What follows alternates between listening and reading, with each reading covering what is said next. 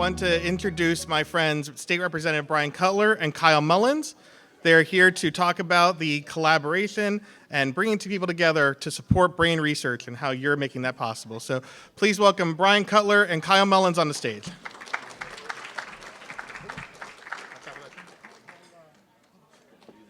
Oh, yep, that works. Thank you very much. Oh, you're very welcome, Tony. Well, good afternoon, everybody. All right. Well, it's a pleasure to be here. I'm Brian Cutler, for those of you who don't know me, and Representative Mullins and I wanted to share a little bit about collaboration, quite frankly, and how we're doing it in our world and what that means to all of you here.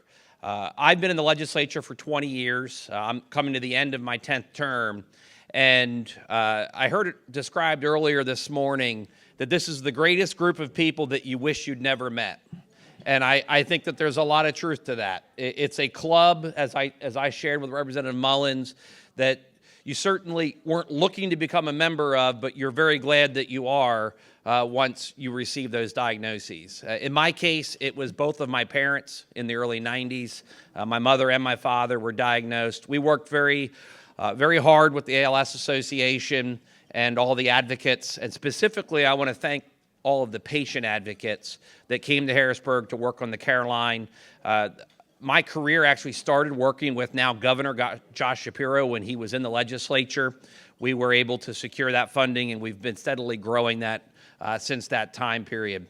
And then with Representative Mullins' help, we've been working on the neurodegenerative research line, which we'll be providing some updates here on that issue as well, recognizing the importance of not just providing the care, but actually searching for a cure.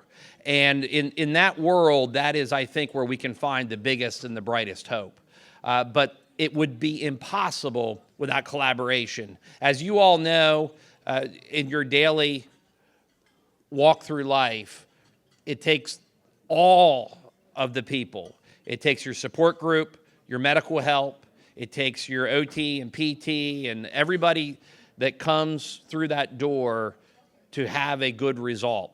And with that, and thanks to all of your help, that's been a possibility now for the last 2 decades. So I personally want to thank you as somebody who actually was involved in that world, both as a receiver of those services and now as an advocate. And I'll introduce my friend, Representative Kyle Mullins. Good afternoon, everyone. Thank you so very much. Again, I'm Representative Kyle Mullins from the northeastern part of the state, just above Scranton.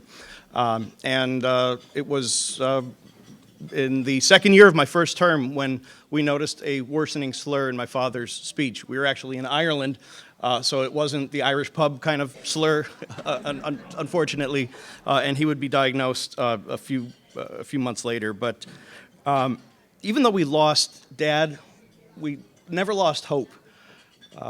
And that's important, especially, we're at the Help and Hope Symposium, and it is tough to have hope, but we never lost that sense of hope. And I discovered a few things during his decline. It was that sense of hope, knowing that there were beautiful, amazing, talented, perfect strangers in research labs in Pennsylvania and across the world trying to save his life and others. I also realized and learned the collaborative and complementary nature of research of neurodegenerative diseases, that dementia-related diseases, Parkinson's, ALS. There is real opportunity and real-world, in real-time collaboration among research into those disease fields. And then, thirdly, I discovered that there was no state funding for neurodegenerative research. So through our bond, Representative Cutler and I, having understood the pain of deep personal loss, we set out to change that, and we're successful in passing the first ever state funding for neurodegenerative research, $5 million.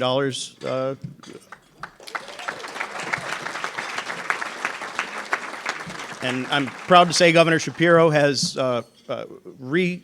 reissued that or reintroduced that in this year's budget, and we'll be fighting to make sure we keep funding that year after year. So in the spirit of cross-collaboration and understanding how important it is to be focusing and supporting research across these disease fields, I would like to introduce individuals from the ALS Association, the Michael J. Fox Foundation, and the Foundation for Frontotemporal Dementia Disorders. Got that right? So if I could call up Zach Harding, Dr. Kyra O'Brien, Dr. Shana Dodge, Esther Kane, and Steve Spaulding. Thank you, everyone.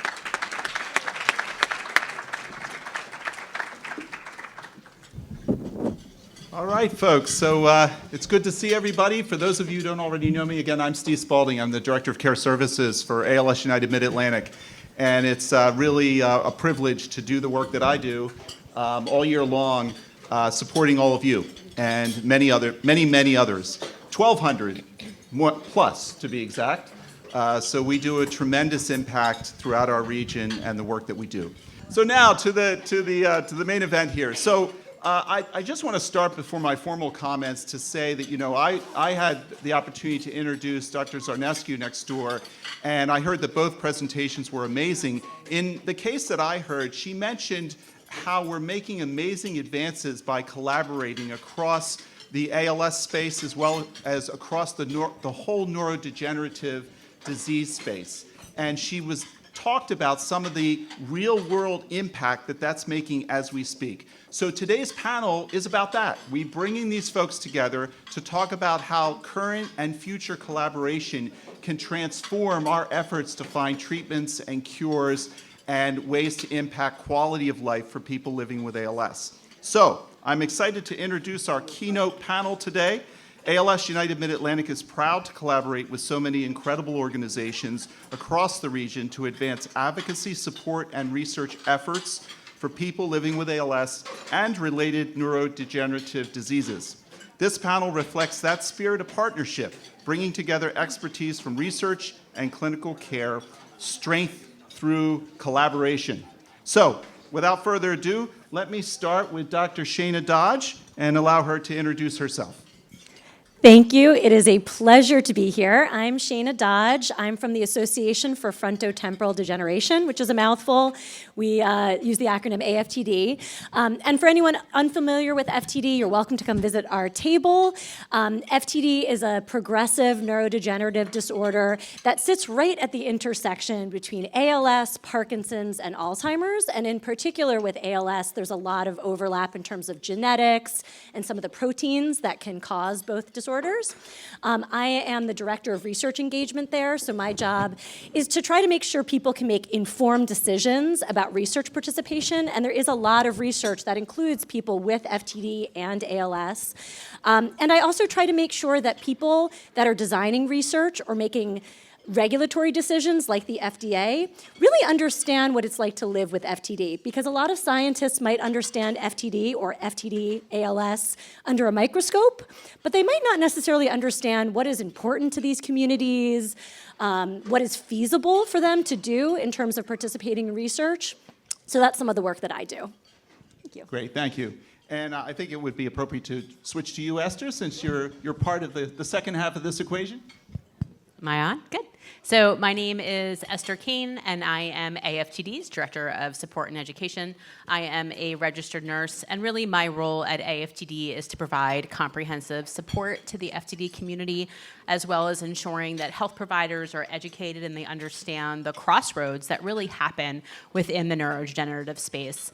As a registered nurse, I spent most of my career working with those living with different forms of dementia, caring for those with Parkinson's disease and other neurodegenerative diseases. And I have a personal family history of ALS, so I understand how hard these diseases are to live with and navigate, and together we really can work to improve the lives of those who are living with neurodegenerative disease. Thank you. Dr. Kyra O'Brien.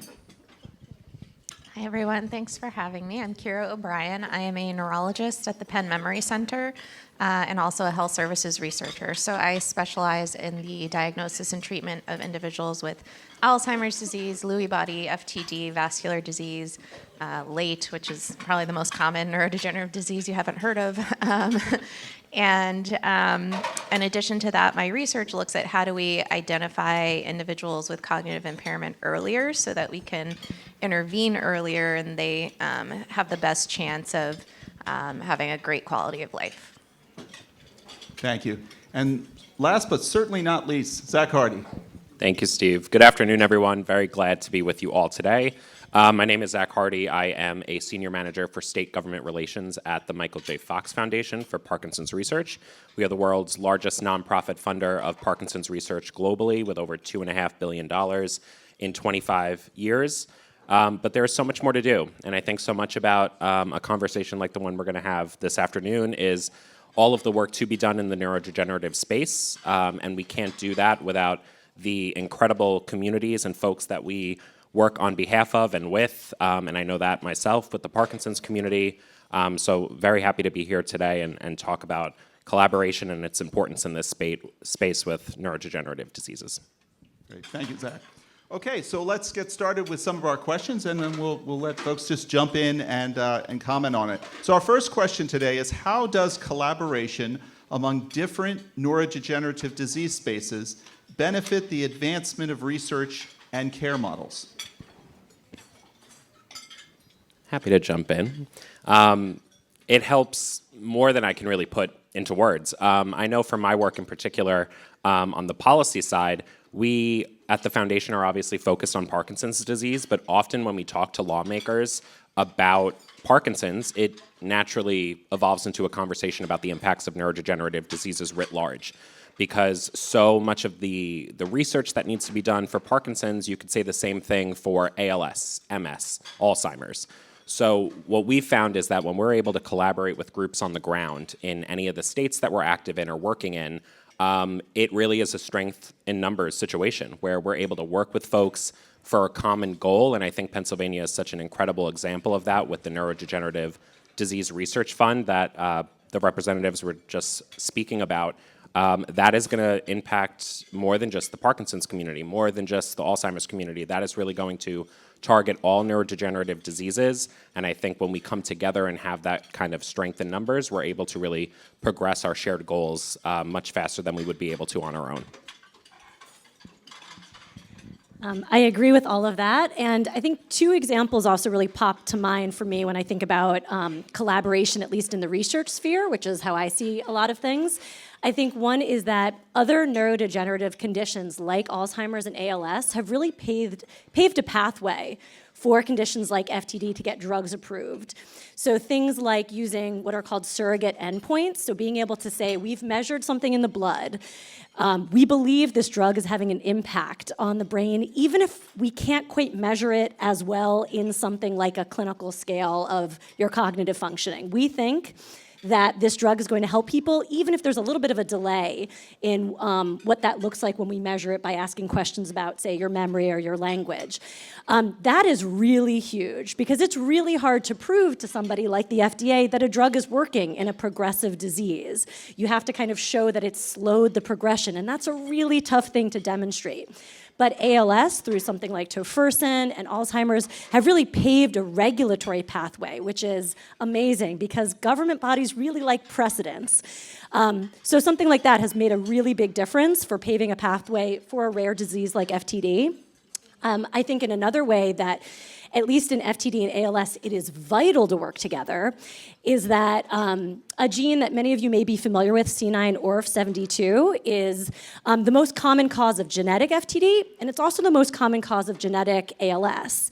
And if we want to have something like a prevention trial or a drug that can stop these diseases before someone has the symptoms, we have to work together because we don't know what disease they might ultimately develop. So you have to have researchers that are working together, using the same measures, knowing what kinds of symptoms to look for, because if you're doing one trial over here in FTD and another one over here in ALS, you're going to miss huge pieces of information. So it's actually really critical that these organizations and these researchers and these communities are working in lockstep.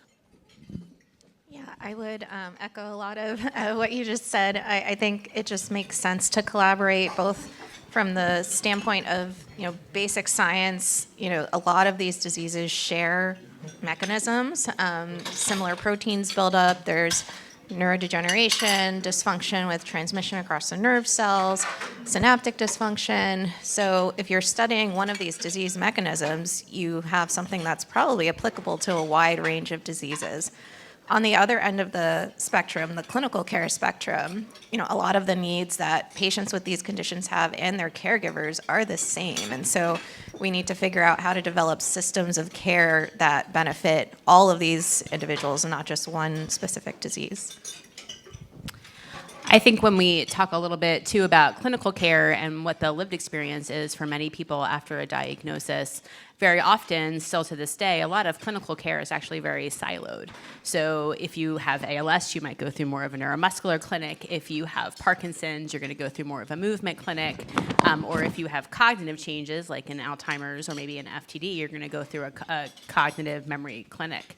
And what ends up happening then is that people actually don't necessarily get the full spectrum of support. So when we can increase collaboration among those clinics and these centers, people are able to get better care and support throughout the disease spectrum with people who really understand what's happening. And we're seeing a lot of that happening now around the country, where the cognitive clinics and the ALS clinics and the movement clinics are really building partnerships to try to break down those silos so that we can improve what it looks like for somebody to live with one of these neurodegenerative diseases.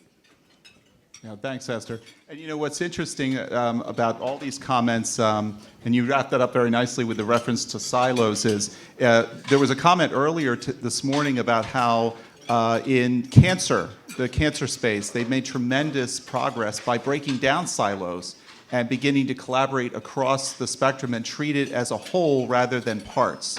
And so there's a lot of optimism and interest in the ALS world and in the whole neurodegenerative space in breaking down silos so that we might see the same kind of success and progress that has been miraculous and wonderful in the cancer space. So that's great.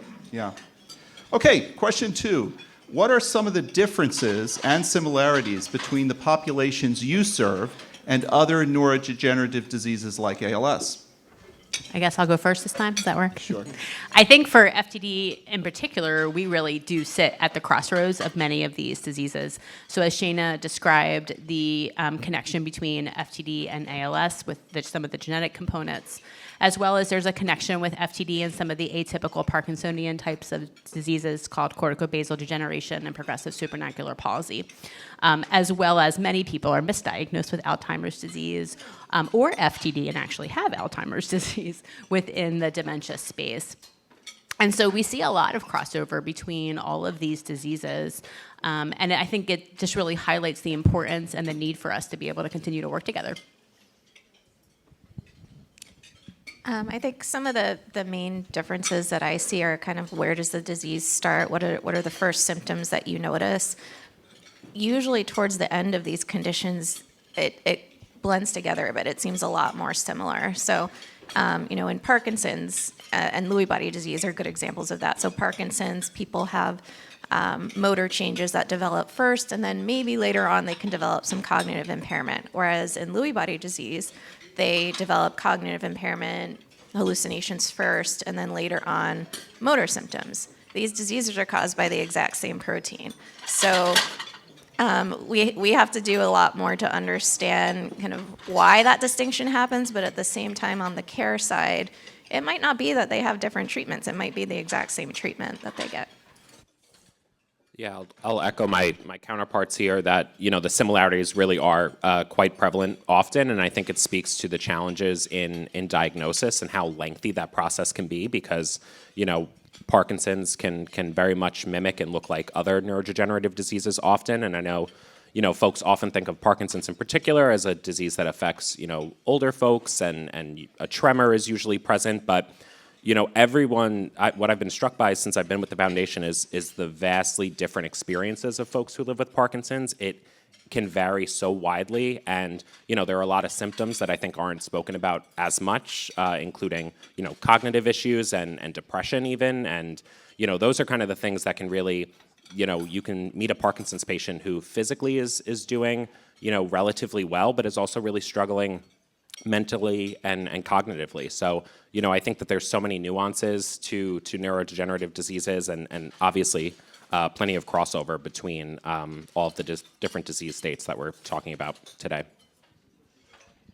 I guess one other thing I would add in terms of similarities, you've talked about the diagnostic odyssey. I think that's true for so many people with neurodegenerative conditions. There's so much overlap. People get ping-ponged from specialist to specialist.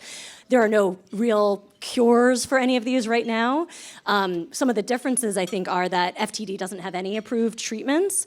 But I think the other piece, too, is that, speaking of silos, these diagnoses don't always fit in their own little boxes. There is really a lot of overlap, and in fact, we know people, for example, can have both FTD and ALS. People can have FTD and some of the proteins that underlie Parkinson's or underlie Alzheimer's. So in reality, we're not as clean as we like to think when we read about these things in maybe neurology textbooks where there's an Alzheimer's chapter and an FTD chapter and a Parkinson's chapter. There's a lot of overlap actually in the brain where people can legitimately have more than one diagnosis. So it gets really complicated when you start to look at these things under a microscope. Thank you, Dr. Dodge. And it's interesting when you all shared how it's difficult to diagnose, because it's complex. And that actually came up earlier. Somebody had asked about why does it take so long typically for somebody to be diagnosed with ALS or really any neurodegenerative disease. That's really the answer. It's not a happy answer, but it is the answer. But it also means that acknowledging that puts us in the position of perhaps making greater progress. So that's great. Okay, good. So next question. What do you see as some of the most promising research going on right now in your disease space? So I can probably speak to the Alzheimer's disease space. Within the last couple of years, we've had what we call disease-modifying therapies for Alzheimer's come out. So these are therapeutics that clear out one of the toxic proteins, amyloid, from the brain, and in doing so, it slows down the disease course tremendously. It doesn't stop the disease course, it doesn't reverse symptoms, but I think this is the first in a long line of disease-modifying therapies. What I'm really excited about are the tau targeting therapies that are currently being studied. This protein tau is present in Alzheimer's, it's present in FTD in a different form. So I think this is really just the beginning of expanding disease-modifying therapies for all neurodegenerative conditions, not just Alzheimer's disease. I guess I would also pop in there to say all of the things that Dr. O'Brien is saying is exciting in Alzheimer's is also really exciting in FTD, because to your point, it's a different type of tau in FTD, but if we can make progress in Alzheimer's tau, we're going to learn a lot about how to treat FTD. I think also you had spoken about the cancer world, and I think the neurodegenerative world is working towards that kind of precision medicine, where we're not just kind of throwing out a medication and hoping it works for everyone. We're trying to better understand really what is causing this disease in each individual person, and sometimes we can know that by genetic testing, for example, that can tell us a little bit about what protein might be building up there, and then we can have a treatment that's really targeted to the actual cause of the symptoms that we're seeing, and I think that's really exciting.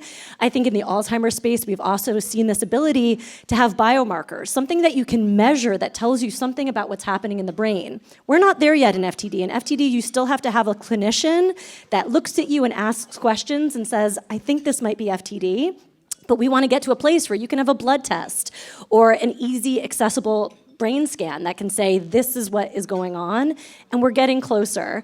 And I think the last thing I'll say about what's exciting me is you need a huge infrastructure in order to have treatment and care for these different diseases. Not only do you need investors and pharmaceutical companies and people that want to participate in research, you also just need clinical trial sites that have experts there that can deliver a medication. And in FTD, we're seeing a bigger and bigger infrastructure. We have a registry that collects information about people so we know where these people exist and how to get them into trials. We have a natural history study that's very similar to all ALS, and if you haven't spoken to those folks yet, you sure should. That is helping us understand the natural progression of the disease and help get people connected to research opportunities. That was recently got funding renewal from the government, and you need all of those pieces in place in order to get to treatments, and so that's really exciting for me. I would say I think the thing that I'm most excited about in the research space is that we're collaborating better. We're working together better to get to a disease. Within the FTD and ALS space alone, there are so many different initiatives that are occurring right now where we are trying to work together as a team to figure out what is causing these diseases, why is this happening, and how do we get to a cure. And I think that collaboration is really what's going to fast track it for us to get to the cures that we're also hopeful for. And quickly, I'll just add, in Parkinson's, and I'll put my best researcher hat on, so you can all tell me if I pass after I get through this answer, but we have a long-term study called the Parkinson's Progressive Marker Initiative at the Foundation, and it began in 2010, and it took until 2023, 13 years later, for us to announce that for the first time ever, we found a protein known as alpha-synuclein in cerebral spinal fluid that could, for the first time, identify folks who don't have symptoms yet of Parkinson's would be disposed to developing it down the line. So that was a massive breakthrough that we now are going to take to the next step to work on getting into a much simpler test, ideally a blood test, so it's more accessible to folks, and that's the work that in 13 years to get to the breakthrough we're trying to get done as quickly as we can, because it really could be the way that we can kind of point out folks who may be developing Parkinson's but not yet showing symptoms of that. That's great. Thanks for everybody's contribution to that. You know, I love to hear that because many of our families say to me and my team all the time, what progress are we making? And very understandably, they're focused on treatments and cures. But to hear about these kinds of things and know that those are pointing towards treatments and cures, and to see that in other disease spaces it is, in fact, accomplished treatments and cures is very, in my hope, it's hopeful, for the ALS space and many other neurodegenerative diseases. So it's great to hear. Next question. What common genetic discoveries are applicable to more than one condition or could indicate a possible treatment for neurodegenerative diseases? I guess I'm taking this one. Well, Shana already discussed a little bit of C9orf72, which is the most common gene that we see with both FTD and ALS. And that is really teaching us a lot about both of these genes. It gives us a clear, I don't want to use the word biomarker, but a clear way of being able to measure who actually may display the disease as it goes by, which is allowing researchers to really be able to study and understand what's happening. There are also other smaller, less common genes that connect FTD and ALS. And so we're seeing this connection throughout the disease space. You want to add anything else? No, I was just going to agree that we talk a lot about C9orf72 because it's so common, but there's probably at least a dozen other rarer genes that can also cause both FTD and ALS and other conditions as well. And we want to make sure that the folks with those genes in their families aren't being ignored. This wasn't part of the question, but I would also point out, even when it's not genetic, there is also still overlap between FTD and ALS and these other conditions as well, because as folks have already pointed out, there's very similar proteins. In ALS and FTD, for example, TDP43 causes almost all of the cases of ALS and many of the cases of FTD. So we know there's kind of a common brain language, a common substrate kind of happening under all of these.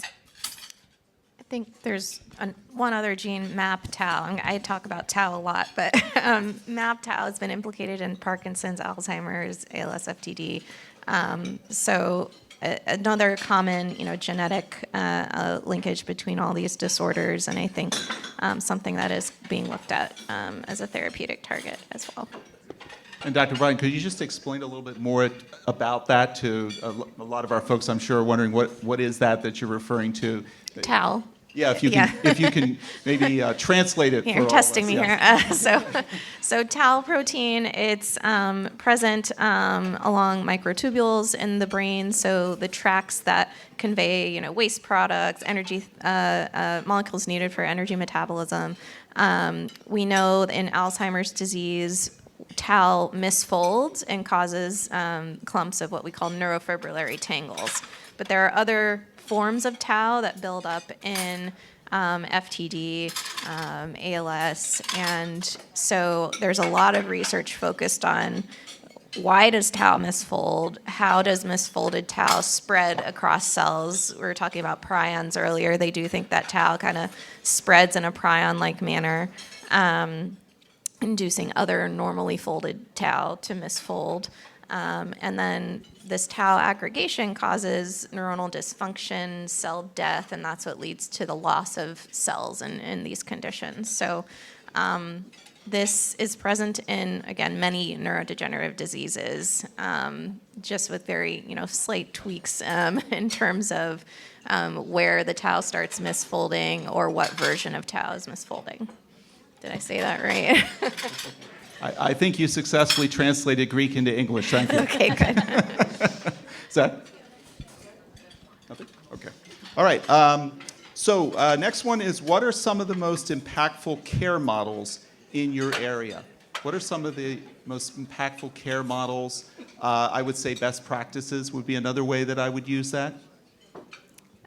So in the Alzheimer's disease world, and really just in dementia broadly, there's this new Medicare test payment model called GUIDE, Guiding an Improved Dementia Experience. So these programs started rolling out in 2024. They're due to continue through 2032. So any patient with traditional Medicare and a dementia diagnosis can get what we call collaborative dementia care services, comprehensive care that includes a dedicated care navigator, someone to help them and their caregiver navigate the healthcare system and common problems that arise in dementia care.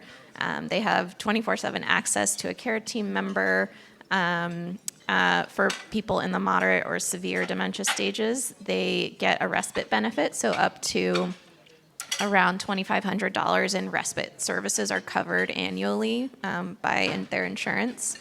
I would say this is a great first step for dementia care. So we typically think of dementia care as not just being medications to treat symptoms, but also support, psychosocial support for the patient and the caregiver. And it was traditionally really hard to deliver that type of care. You mentioned the care silos earlier, so there was not a lot of crosstalk between primary care and specialty care. Neurologists were traditionally viewed as people who could diagnose something, but they're not who you want to go to for patient-centered care. So we're trying to change the narrative there, and with GUIDE, we can deliver this kind of comprehensive set of services that really benefit the patient and caregiver. I forget who said it earlier this morning, but we treat the caregiver as our patient as well. And so a lot of what GUIDE provides is actually services to help the caregiver feel empowered to take care of their loved one, less stressed, more supported. I'll add on. I mean, that's such a great point, because I think caregivers are certainly unsung heroes sometimes, and I think there's so much stress and a lot to put on their shoulders, caring for a loved one. So that's definitely something we see in our community as well for Parkinson's. But I'll say in terms of general care plans, on the optimistic side, there's about 150 drugs currently in development to assist folks living with Parkinson's, which is great, and also speaks to the fact that currently there are multiple drugs on the market that are commonplace, but also this is kind of a common theme that you're picking up on here. There's so much more to be done.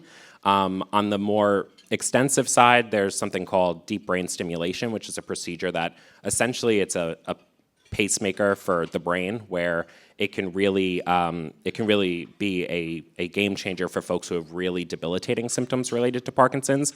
But we don't want DBS to be, the only option for folks. It's a major surgery. It's, a recovery time. I think That search for better therapeutics that are also accessible, which is such an important thing that we talk about, and especially in a policy lens, to make sure that when things come to market, they are accessible, both financially and also, just access to care in rural areas and states. And there's so many layers of care that are challenging.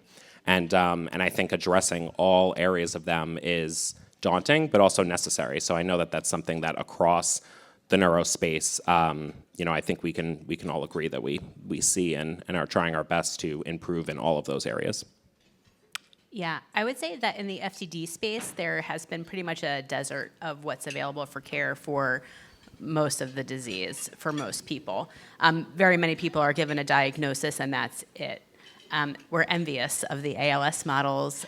We're excited about the new guide models. We are excited to see what's happening in the Parkinson space because no one should be given a neurodegenerative disease diagnosis and given nothing. And so I think the more that we can learn together, it's really important. And FTD also is extremely heterogeneous. So the disease looks very different in every person. Some people might present with severe cognitive issues where they might connect more with the Alzheimer's space, but some people present really with a lot of language issues with apraxia of speech or aphasia, and their symptoms are very different, and the support they need is very different. The same with those who come in with progressive supranuclear palsy or corticobasal degeneration, and they're dealing with a lot of movement symptoms. So I would say in the FTD space, we're hopeful because everybody else is doing a lot of really good work, and these are some things that I'm hoping we can continue to emulate and push forward for those in our community. But right now, they are doing a lot of taking advantage of what's happening in these other spaces, and where we can connect them, we're trying to connect them to those spaces. Great, thank you guys. And I have two comments I'll make before we move on to the next question. One is, Zach, you brought up that caregivers are the unsung heroes in all of our disease spaces. This room, there are many unsung heroes among us right now. So to all of you, thank you for what you do. You are acknowledged today. So.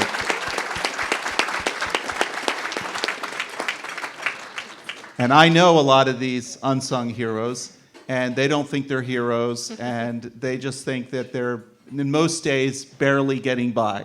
But you're doing a lot more than that. So good luck. You're doing great. All right. The other thing I wanted to just speak to, again, you mentioned, Esther, is getting back to that discussion around these care models. We are very fortunate in the ALS world to be able to do what we do. And of course, my team and I are directly involved in a lot of that. And what I love to see is, you're right, I think that the whole healthcare system is really embracing the idea that we have to break down this appointment to appointment to appointment to specialists that don't talk to each other, and these poor families walking around with reams of paper coming to each appointment saying, here's my biography of my loved one or me, and can you read it, and so you know what's been happening in my life. The advent of EMRs, which are electronic medical records, which allow the transfer of your medical information from one provider to the next, that's getting better and better, so you don't have to walk around with your tome that you printed out and wrote on to tell the world about what's going on with you or your loved one. So there's things that are happening that are hopeful. We hear a lot about how the healthcare system is breaking down, but we don't hear a lot about how the healthcare system is getting better. And it is, in some respects, and it's good to acknowledge that. Yeah, I think another interesting thing about that is the use of AI. Because I think within the electronic medical records, AI is starting to play an interesting role, because there's pros and cons to it. But it is starting to be able to pick up and pull up on things of, hey, did you see this in their history, or things that they said, or start to be able to highlight things that might have been buried in people's electronic health records. And so I'm hopeful that it might help to improve diagnosis a little bit among these diseases, and maybe help people get to an accurate diagnosis earlier. But absolutely. All right, well, that is our timeline for our questions and some of our comments. So now we're going to take the opportunity to put it out to all of you to ask questions. Just going to start this by saying there are no dumb questions. I know teachers say that all the time. It's actually true. I will not laugh at you, and neither will any individual on this stage. If they're smiling, it's because they are happy. It's not because they're laughing at you, okay? I think what I'll do is I'll run around with this so people can hear people, okay? Here we go.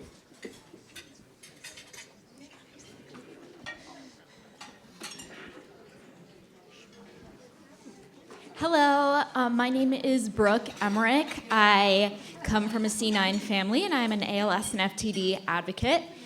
So, just like wide-eyed at this whole conversation because I get really excited when we talk about FTD. And my question is, in these spaces, I keep meeting people who have a relative with C9 is in their family and have a relative with cognitive changes who have been misdiagnosed or within my own family, I have an uncle who is 75 with non-specific dementia diagnosis, even though there's, clearly ALS in the family. And so, how can we set up a foundation to leave these patients with something and not nothing if we can't even diagnose them? And I'm wondering what framework or strategy there is in combating this problem within your work. Thank you, Brooke. I guess I'll point to a few things that AFTD is doing. First of all, we're at conferences like this. We're trying to make sure that FTD is in the same room as ALS. We want these experts working together. We want the community working together.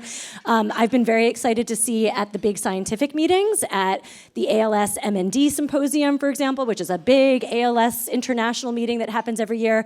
There have been specific workshops about FTD or about the cognitive and behavioral symptoms that can happen in ALS, even when there's no diagnosis of FTD. We know that a lot of people with ALS have those symptoms. So seeing workshops like that, and likewise at the big international FTD conference, the last one, there was a whole day satellite meeting about ALS. So I think those kind of meetings are really critical. One thing that AFTD really works hard to do is to make sure when there are ALS meetings, especially about something like C9, there's a C9 summit that happens every year, for example, or every other year in Arizona, we make sure we bring people from the community that are from C9 FTD or C9 FTD ALS families that can be there and that can represent ALS is a devastating diagnosis. We also want the people in that room hearing about FTD. So to kind of remind them, put a bug in their ear. We also have joint funding initiatives between AFTD and the ALS Association for things like better tools, we call them digital health technologies that can help measure things when you're just going about your day. Because we know it's really hard to come to a doctor's office and explain what's been happening over the last 6 months. None of us are good at looking back over the last 6 months and talking about what we did. I know I can't tell you what I had for breakfast yesterday. So looking at things like how smartwatches can capture these things.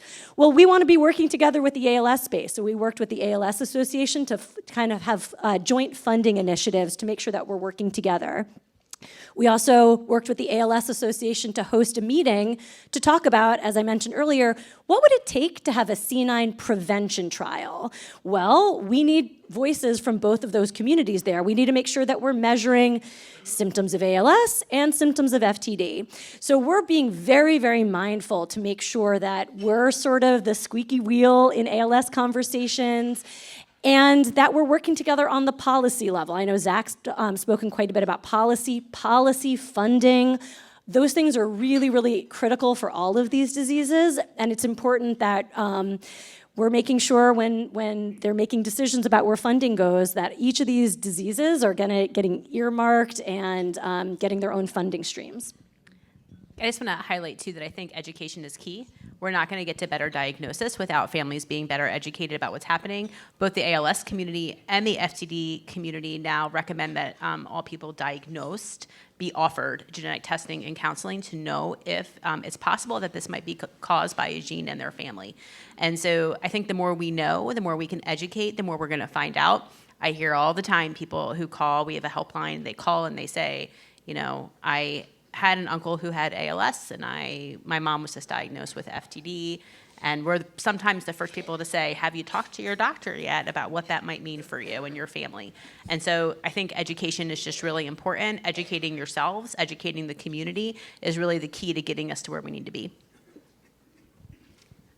So I would just add, I think those, national meetings are great for educating, the people who are there, who are likely specialists. But, patients usually first go to their primary care provider when they have a concern. And I can't tell you how many patients never reach a specialist because the primary care provider either isn't familiar with the symptoms, or there's a lot of stigma around dementia and neurodegenerative disorders. They think there's nothing you can do, so why bother working it up?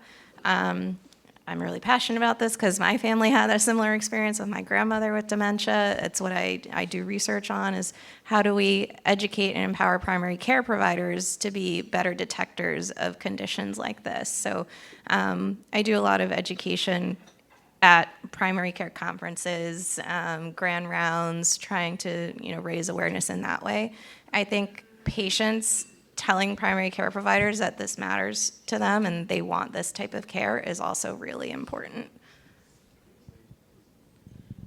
I'll just close out quickly by echoing advocacy is so important because there are so many folks who aren't aware of a lot of these neurological conditions. They may know someone who has Alzheimer's or Parkinson's, but when it comes to really coming together as a community and advocating for something, especially on the policy level when it comes to funding, that funding will lead to those kind of scientific breakthroughs in therapeutics, treatments, eventual cures that we want to see for all of these conditions.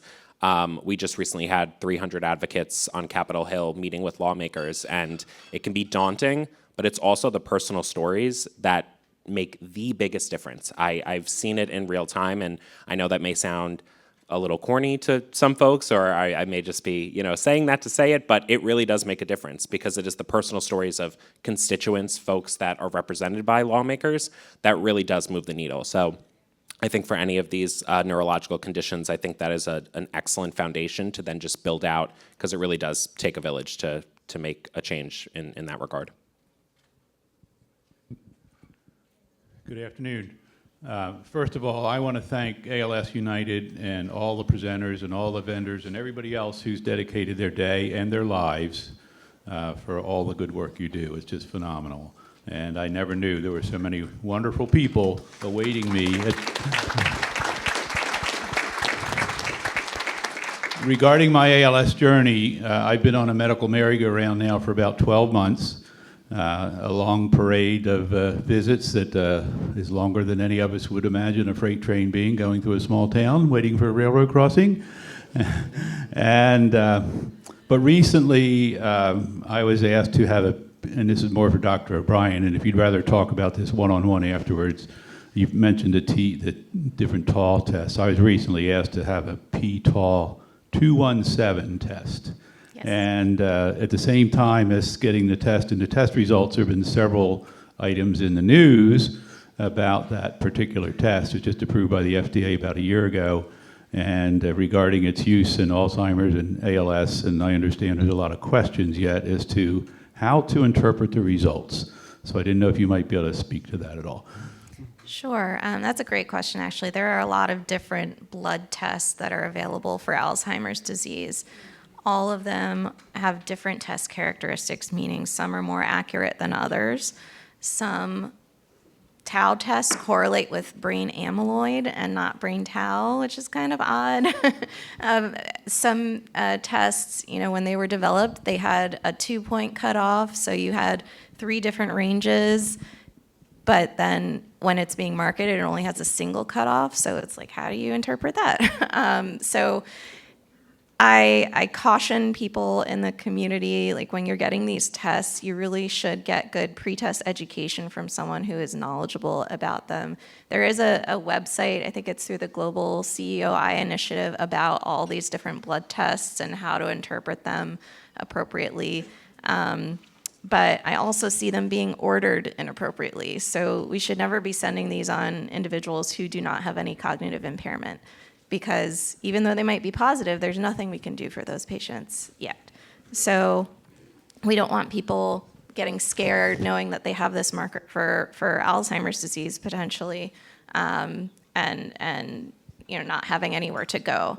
There's also a lot of things that can influence this blood test. So obesity, chronic kidney disease can mess with the interpretation of it. Not everyone's aware of that. So you might get false positives and false negatives. This tau test in particular correlates with Alzheimer's disease type tau, not FTD type tau. So that's another, piece that patients need to be educated about. Like, this isn't going to tell you anything about FTD type tau. So a lot of work needs to be done in this space. This is also an area of research of mine, so I'm happy to talk to you after. Thank you. Okay, we have time for one more question. Has anyone had their hand up and I missed it? Behind me? Oh. Hi, my name is Gently, like the adverb. I'm an MD PhD student at the University of Pennsylvania and also a C9 carrier, which means I'm predisposed to ALS and FTD. And so my question for you guys is that we've had failures, mostly in ALS clinical trials for decades.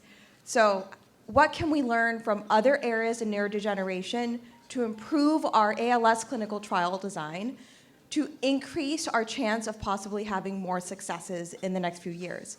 And I say this also knowing that unless you have progranulin, there are no clinical trials for FTD. Otherwise, I would include FTD in that. I think one thing that we're learning, and sorry to get to you, from all of these failed and successful trials is that earlier we can intervene, the better we are.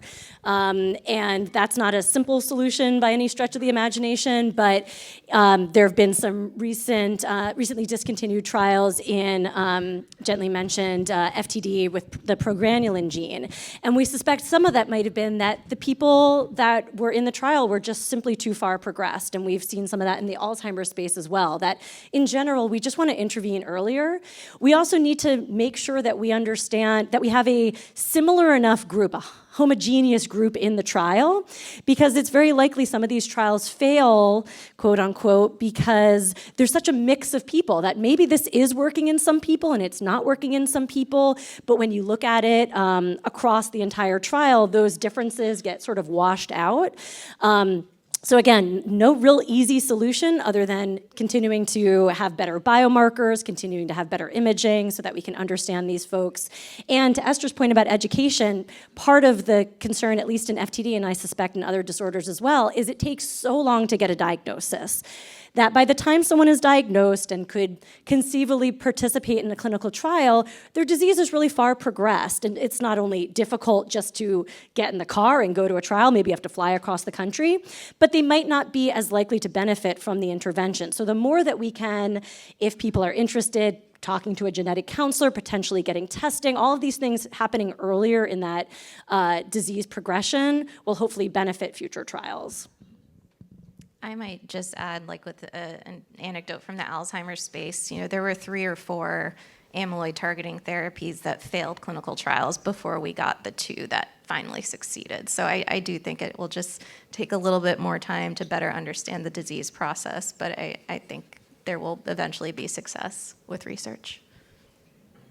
All right. Well, first, let me thank Esther and Dr. O'Brien and Dr. Dodge and Zach, who had to step away just now. I appreciate their time, and I think it was wonderful to hear their experience, their expertise, and I hope this is the beginning. I know it's the beginning of much collaboration and breaking down silos and advancing research and care in ALS space and throughout the neurodegenerative disease space. So thank you.